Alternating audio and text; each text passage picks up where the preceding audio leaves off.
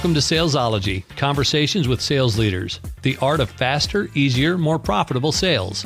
When you're ready to transform your sales for today's transforming market, we've got you covered with your host, the queen of cold calling and founder of Salesology, award-winning author, speaker, sales trainer, and coach, Wendy Weiss.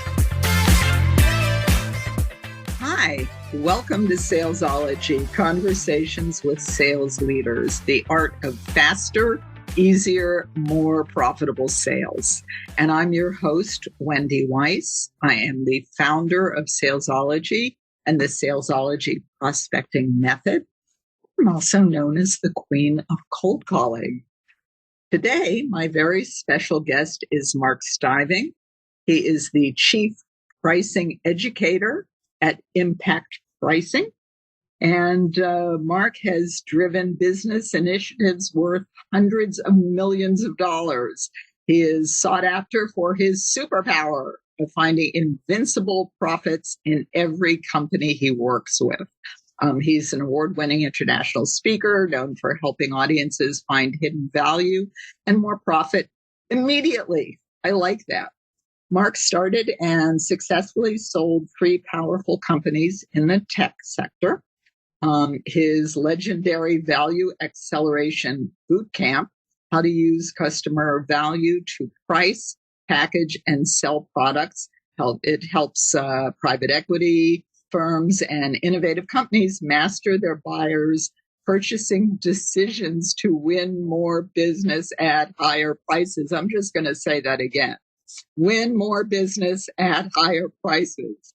And Mark is the author of Impact Pricing, Your Blueprint for Driving Profits, Win, Keep, Grow, How to Price and Package to Accelerate Your Subscription Business, and Value Selling, How to Win More Deals at Higher Prices. And he's going to add another book, Invincible Profits, How to Lead a Value Revolution and Dominate Your Market. I can't wait for that one to come out. So welcome, Mark. Wendy, whoever wrote that, man, they were wordy. Thank you so much for reading the whole thing. Yeah, but I did it with such verve and enthusiasm. Exactly. So, yeah.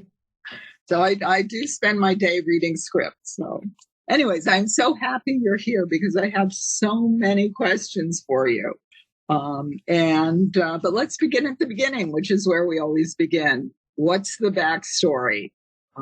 How did you become the Chief Pricing Educator at Impact Pricing? I actually love telling the story because it resonates with everybody. I remember being 12 years old and going to the grocery with my mom. And I would see prices that ended in 9, right? So 69 or 99. Captain Crunch is $1.99. Now, don't we know $1.99 is really $2? Why do companies do that? Do they think we're stupid? So 20 years later, I was in a doctoral program at UC Berkeley, and I had a chance to play with scanner panel data. Now, this is the data that grocery stores collect when we use our loyalty cards. And I could test whether this 9-cent thing really works or not. Turns out it does. And it works because we are lazy subtractors. I became addicted to understanding how people use prices to make decisions. I found it fascinating the rest of my career, the rest of my life. And so today, if I have a superpower at all, it's understanding how customers value products. And that's hopefully what we're going to talk about today. Well, let's start there. How do customers value products? Okay, so that's like an hour-long question. Okay, what should I have asked you instead? No, that's a great question, though.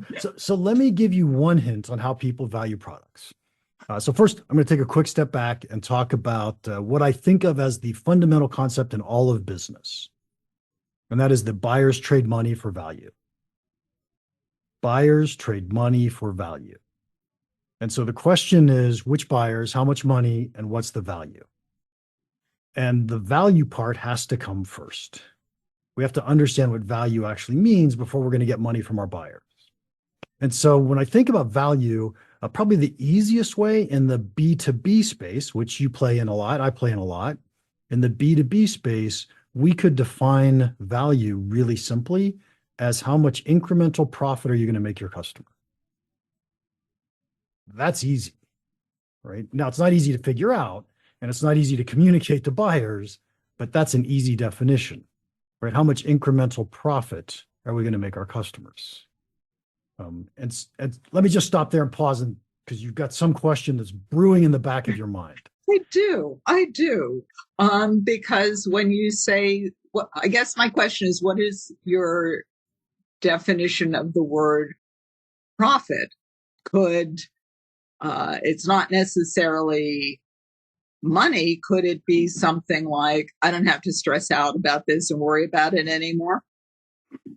It's a great question. So let's talk about, it's one of the concepts in value that I think about a lot. And the concept is, are we using profit dollars or monetary measures, or are we using something else? And oftentimes when we sell a product, when we're selling to individuals inside a company, they care about things like stress or feelings or what makes me look good. But eventually, assuming the product is expensive enough that you've got a direct sales force trying to communicate a business, somebody in that company cares about the dollars. So no matter what we do, we have to be able to translate this back to dollars for every profit, every situation. But yet when we deal with individual buyers, now we're thinking it's a lot like a B2C sale, in fact, because now I'm focused on how do they feel, what are their personal goals, their personal achievements, and how do we get them to buy into what we're doing. Does that make sense to you? It absolutely makes sense. One of the things that we work on with our clients all the time is about the messaging and trying to hit the emotional chord that gets a prospect to respond. And that's not usually about dollars and cents. Sometimes it could be, but most of the time it's about something else. Yeah, I'm lucky that I work a lot with PE firms, and for them, it's always the dollars and cents. Now, once you get into the portfolio companies and individuals in the portfolio companies, now it's really about how do I make them look good? How do I help them keep their job or get their bonus? And that's not necessarily about the dollars and cents. That's about the emotional stress that individual is undergoing, worrying about losing their job. Yes, absolutely. And so when I think about value, I always put value in 4 columns, right? It's the solution, the problem, the result, and the value. The solution is our product or our offer or one of the really great features about our product. The problem, we've built a feature or a solution because it solves a problem for a customer. And can we articulate that problem? And I have to say, most companies are horrible at articulating the problem that they're actually solving. Given that a customer has that problem, they buy your solution and implement it. What's a quantitative result or a result they're going to get? And then in the B2B world, we can turn that into dollars for value, right? Using business acumen. So in the conversation you and I have been having, you don't have to go to the dollar side. You don't have to go to the value side. We can stop at results. In the world of B2C, it's really hard for me to say, what's the dollar value of this shirt, right? How much more money am I going to make because I had this shirt? But I might say I like this shirt because it makes me feel good or I get compliments and, right, it's the type of thing I like. And so we could stop at the results column if we're not going to talk about the dollars part. So can I give you a great example? Please.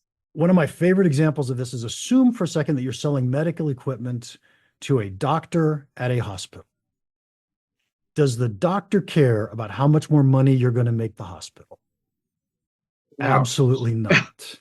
Right? What's the doctor care about? How many more lives are we going to save? Right? How are you going to help me save more lives? Now, the doctor has to care about how much money we're going to make the hospital, because eventually the doctor has to go to the hospital administrator and say, hey, let's invest in this because we really need this in the hospital. And the administrator goes, they don't ask how many more lives are we going to save. They ask, how much more money are we going to make? And so eventually we have to get it to money in the world of B2B. But when we're talking to the doctor, that's not what he cares about. Understood.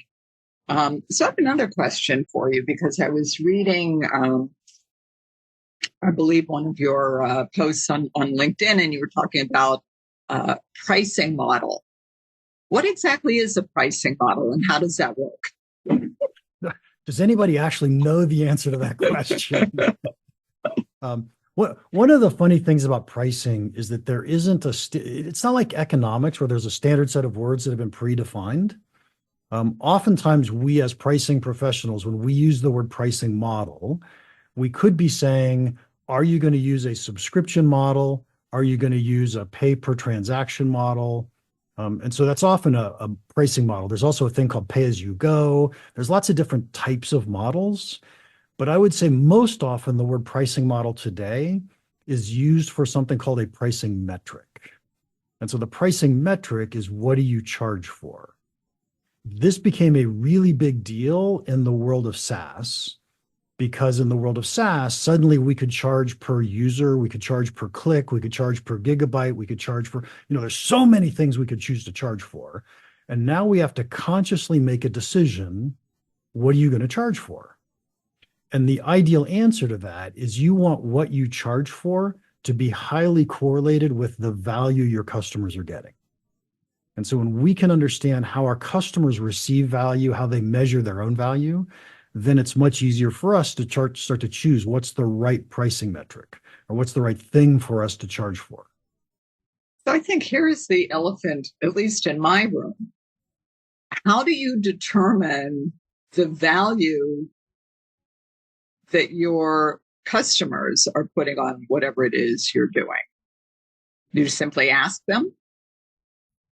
Okay, can we talk about value in the dollar sense, which is the sense that matters to me. And in a B2B sale, we have to eventually get to dollars, in my opinion, right? And so if we're going to go to dollars, the way I typically recommend that salespeople do this is we never walk in and say, here's how much money you're going to make when you buy our product. Instead, what we do is we walk in and we say, what problems are you trying to solve? By the way, I'm going right back to that value table we talked about, the 4 columns. Right. What's the problem you're trying to solve? Great. If we could solve that problem, what quantitative results do you think you might get? And so they say, oh, we think we'd get 20 more clicks a week. We'd get a higher conversion rate of 3%. Right now, they're guessing. I get it. They don't know the answer to that question, but they're giving you the answer. And then you say, okay, if we could get 20% higher conversion rates, what does that mean to profit? And we as salespeople would have business acumen so that we could help the buyer figure this out. We can't give them the answer. When a buyer gives us the numbers and does the math, they believe it. When we give them the numbers and do the math, they don't believe it. And so that's how I figure it out all the time. When we do that exercise internal for a company, then what we're doing is making our best guesses about what we think those numbers might look like so that we know how to do the calculations. We know which pieces of value are probably bigger. But once we get in front of a customer, it's all up to the customer.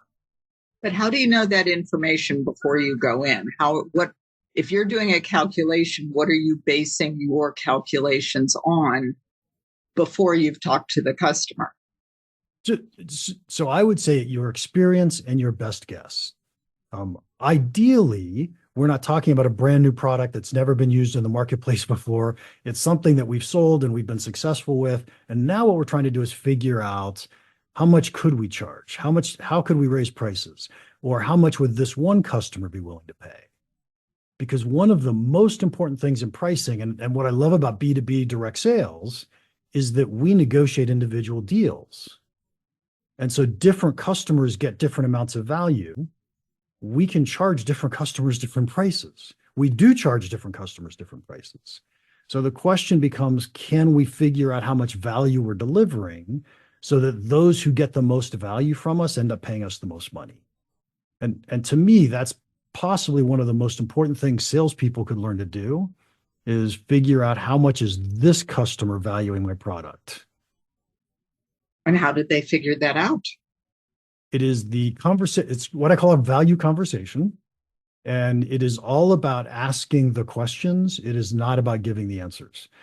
So one way to think about this is a salesperson doesn't know the value of their product to any given customer. There's no way they can know the answer to that question. And by the way, the customer doesn't know the value of your product before they understand the product in depth. And so what it really takes is this value conversation. It takes a salesperson and a buyer talking to each other to try to figure out how much value is really here. And so what does that look like? That looks like, well, what are the problems you're trying to solve? What are the quantitative results you hope to achieve? And if you achieve those results, how much more profit does that put in the company's pocket? That's how I think about communicating value from a sales perspective. I really like what you're saying because the conversation is about the problem and solving the problem as opposed to what so many salespeople do, which is, here are all the things that we do. I'm going to list them. Can I just be honest for a second? By the way, I'm honest the whole time, but embarrassingly honest. Early in my career, I was a salesperson and I was horrible. And I truly remember walking in the door and just kind of spewing all of our features, staring at the buyer's eyes, just hoping that there was a glint of, oh my God, I really want that. And I was just, oh God, I was bad. Oh, I wish I could go back and do it all over again. Well, not really, but if I were a better salesperson, I'd probably still be in sales. And I'll share the embarrassing fact that my first career was I danced in a ballet company. So I count up to 8 and I start over again. So we are going to pause now for a word from our sponsor. And our sponsor is the Salesology Vault. Just about every guest that I've interviewed on the Salesology Conversations with Sales Leaders podcast has had a free gift for our listeners, and that does include my special guest today, Mark Stiving. And so what we've done is we've taken all of those gifts and we put them all in one place just for you. We call it the Salesology Vault, and it's packed full of free gifts from sales leaders, sales experts, marketing gurus, revenue generation experts. And we add another gift every single week. We release a podcast every Monday. And when we release that podcast, we add a gift. So you can log in as often as you'd like and download as many gifts as you'd like. And it's all free. The link to the Salesology Vault is in the show notes. So as soon as you've finished listening to this podcast, go to the show notes, click on the link. You'll be glad you did. And I am back with my special guest, Mark Stiving, who is the Chief Pricing Educator at Impact Pricing, and also the Chief Pricing Educator for me today and for our audience. So I have to ask you, because we've been talking about the value in determining pricing, and I know that's something that a lot of small, mid-sized business owners worry about is if I raise my price, I'm going to lose my customers. So how do you navigate that? So it turns out every company is afraid to raise prices. So if you are afraid to raise prices, please don't think you're alone. Everybody is. So let me try to help you through the pain of raising prices for a second. First thing I want you to think about is I'm not asking you to go raise prices across the board. That's probably not a smart decision. Instead, what I want you to think about is which buyers should be getting a higher price? Which products do we sell that we should be raising prices on? And are there situations that we sell where we could be getting more higher prices, higher average selling prices than we could do today? And so it isn't across the board. It's specific places. How do we go do this? Now, those specific places are pretty big and they're great opportunities for us. We just have to figure out what those are. So let me give you my favorite example. Let's assume you're going to sell a subscription or you're selling a subscription type product. And actually, that's the one that's most painful to raise prices on because you've got customers who are paying you some amount of money per month, per year, whatever the contract says. And now I want to go raise prices on them. Are they going to leave you? So what I always recommend is rank order your customers based on how much value they get from your product. Now, that value, if you don't know the answer to that question, do you monitor usage? Do you know how often they use your product? Do you know how much they use of your product? Do you know how often they log in? Do you know how many people log in? If you can monitor the usage of your product, then rank order based on usage. Take the top 20%, raise their price, and nothing will happen. You might get a complaint, but nothing will happen. And then go to the next 20% and raise their price. And you might get a couple more complaints, but probably nothing will happen. And then you go to the next 20%. And now maybe someone calls you and says, hey, I'm going to leave you because you're raising my price. So two things you can do at this point in time. One is say, you've been a really loyal customer. How about we hold your price constant for 90 days and then we'll raise your price? Really, they just wanted to be heard. They don't want to leave you. Or you could say, oops, I didn't mean it. Let's just hold your price constant. When you get to the bottom of this list, you stop raising prices. So imagine for a second that you are a member of a gym. You go to the gym every single day. They charge you $50 a month, and they say to you, hey, we're going to raise your price to $60 a month. You hate it, right? You don't like it, but you pay it because it's your life. You go to the gym every day.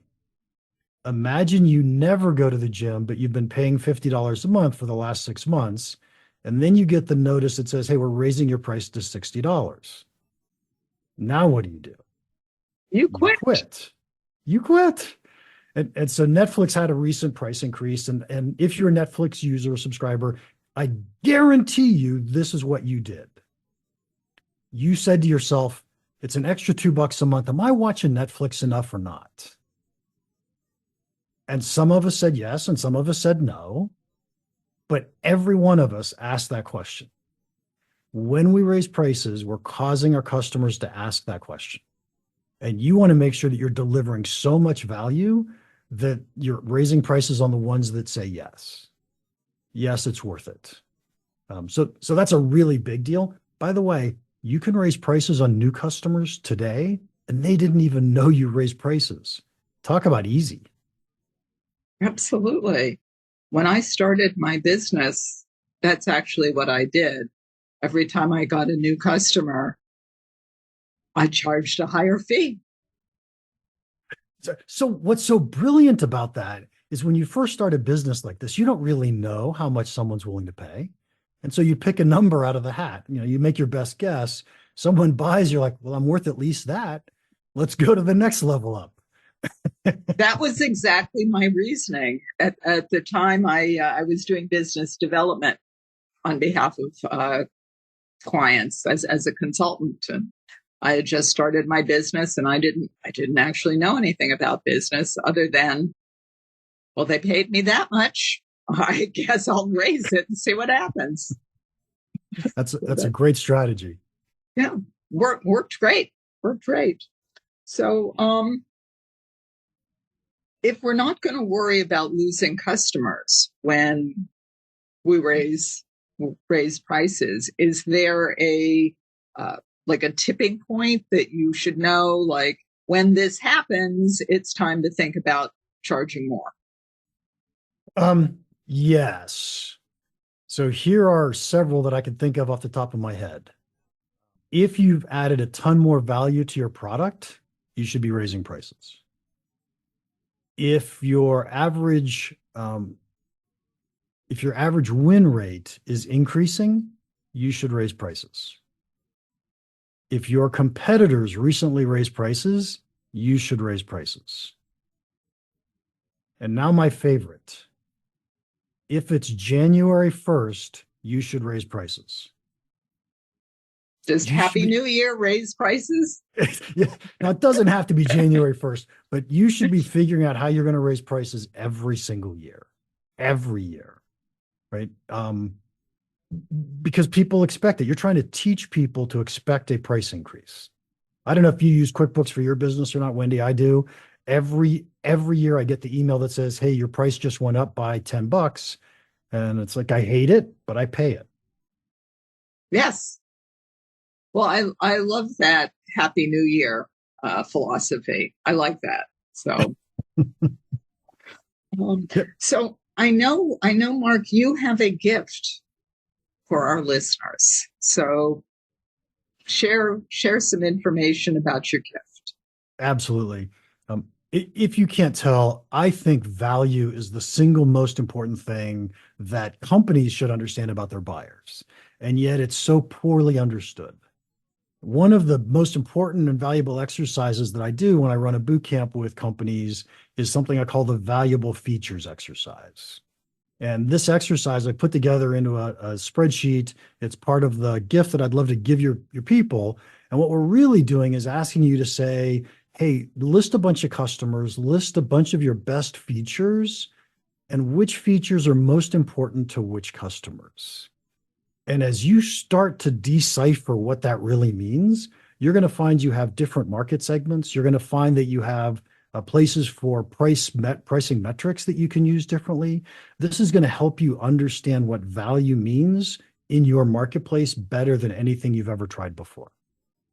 Well, I love that because I know that that's something that so many businesses struggle with, is just understanding what is the value that I'm bringing to, my business is bringing to my customers. So I like that you're making it easy for us. So we're going to put the link to that in the show notes. So as soon as you finish listening to this podcast, click on the show notes, go to the show notes, click on the link so that you can download Mark's gift. And Mark, if people want to connect with you, where's the best place to do that? I practically live on LinkedIn. I am there all the time. And feel free to send me an email, mark@impactpricing.com. Okay, wonderful. And we are also going to put Mark's LinkedIn link in the show notes. We'll put the email in the show notes. So if you want to be in touch with Mark, if you want to connect with him, go to the show notes, click on the link for LinkedIn. His email address will be there. You can email him directly. So thank you for that. And you have been listening to Salesology, Conversations with Sales Leaders, with my special guest, Mark Stiving, who is the Chief Pricing Educator at Impact Pricing. And if you found value in listening to today's podcast, then please think of one business owner, one entrepreneur, one sales leader, somebody that you know that you think might also find value in listening to today's podcast. And please do share the link with them. And until we meet again, visualize yourself surrounded by cash, large bills. You've been listening to Salesology, Conversations with Sales Leaders, the art of faster, easier, more profitable sales. Be sure to follow so that you don't miss a single episode. And while you're at it, please leave a rating and review, and be sure to share it with your friends. Tune in every week for more exciting insights and wisdom on transforming sales. And until next time, visualize yourself surrounded by cash, very large bills.